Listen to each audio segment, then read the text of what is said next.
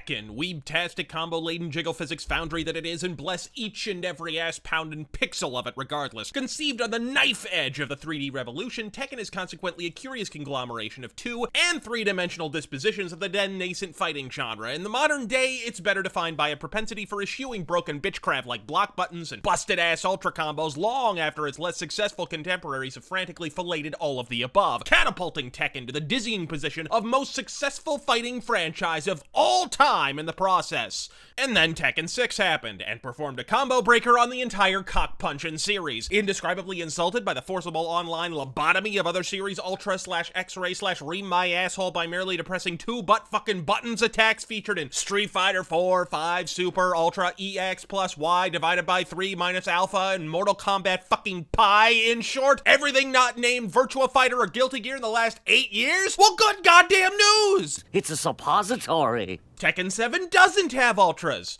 But it may or may not have rage arts, which are basically the same titty fucking thing. See you at EVO! For exactly 1 year before we're inevitably dropped from the lineup because it's effectively degenerated into Capcom Communal CuntCon 2017. Have you shuffled on down to the Shoryuken forums lately? I've seen less uniformity of opinion at Nuremberg. But far be it from Tekken to Steel, this is Namco after all, not a Polish fantasy author. No, rage arts are wildly divergent from, say, the X-ray attack in Mortal Kombat Septillion. You see, folks, once your characters had their ass sufficiently caved the fuck in by playing like a concussed quadriplegic, instead of being rewarded by depressing all the 2 titty-twisting buttons to instantly deprive your enemy of half their fucking health bar, you instead, and just hang the fuck with me here, folks, depress a single button to achieve an identical fucking effect. I know, try not to reel as the very fabric of reality rips at the seams. It's just that transformatively fucking different. I've ranted, I've raved, but it doesn't get any less true. Rewarding me with the most powerful attack in the game merely for playing like a saucy wet shit would be like, I don't know, giving CM Punk a high-profile UFC match for the unbridled accomplishment of merely existing just so a more experienced fighter can tear him a new ass can you? Oh, that's right. You have a vagina! And distilled to its nougaty center, what this hand-holding horseshit amounts to is winning welfare. I can only imagine Namco or Capcom on the fucking Olympic Committee, 100-centimeter foot races where the athletes sit in the bleachers and collect a trophy every month, playing shot put with a fucking marble, a high jump with a bar so low the Somali team's butthole lice can play limbo at the fucking thing. But now I'm just giving the DNC ideas. P-fucking-S, if Somali butthole lice is in the name of a grindcore band by the end of this episode, you failed me for the last time, Rageaholics. In the plus column,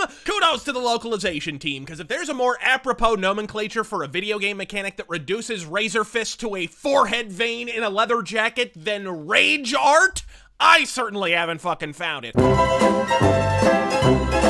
Fortunately, at least in an offline context, Tekken's combo craft remains unparalleled. Though not 19 miles within Virtua Fighter's league for unbridled depth, its uniquely janky-ass juggle fucking provides a pleasure precious few fighting franchises can credibly claim, and I'm delighted to say, in the 7th entry, it's been left more untouched than Leslie Jones at a key party. But Razor, I hear you inquire, why did you specify that it's only that good in an offline context? Because, disembodied comically effeminate voice indicative of early onset schizophrenia, I've seen better netcode on a Gamecom. All the odd match or two will go off without a hitch, provided you find competition on your immediate fucking landmass, but venture into the wild world yonder, prepare to be further the fuck underwater than a subprime mortgage-having TNA stockholder doing subaquatic somersaults in the fuselage of the Lucifucking-tania. Most baffling of all, in a paroxysm of common fucking sense, Namco have, for once in their ever-loving lives, elected to leave the move list for established characters the fuck alone. So either after steadily sinking the formerly sterling SoulCalibur franchise with their inability to let Mitsurugi and Ivy play like Mitsurugi and ass fucking Ivy between biannual installments, someone at Bandai Namco invested in a goddamn clue, or we've momentarily profited from Hideki Kamiya's profound fucking laziness. Now I employ the term laziness with my tongue welded to my cheek here because the breadth of detail and scope, particularly relative to the glorified beta that was Street Fighter V, is fucking astounding. From the exceptional, albeit avowedly linear, story mode to a cascade of customization options to rival any other title in its appointed genre, where SoulCalibur between installments has suffered more alterations than a Sarkeesian pantsuit, the Tekken team, thankfully, is more hands-off than Calvin Coolidge at a circle jerk. And graphical last-gen jagginess aside, even on the shallow cosmetic front, Tekken 7 comports itself appallingly well. From the new outfits, albeit for a sensationally subpar roster, to the lighting and pre-rendered cutscenes, to seemingly negligible touches, like how characters from disparate nationalities, rather than speaking the oriental tongue of a microscopic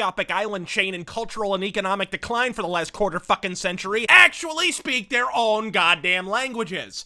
And then you actually fire up said story mode, and ace reporter Hugh Down Syndrome over here parts his paste disposal unit, and to the horror of all humankind, regales us with a voiceover performance to rival and even eclipse Mass Effect Andromeda. Heihachi was Kazuya's father and Kazumi his mother. That's when I realized something shocking. The way he stared at me from the door let me know that he wanted me to follow him. Hypnotized, I walked slowly towards him. As we left the restaurant, he formally introduced himself. Sorry, my face is tired from dealing with everything. What?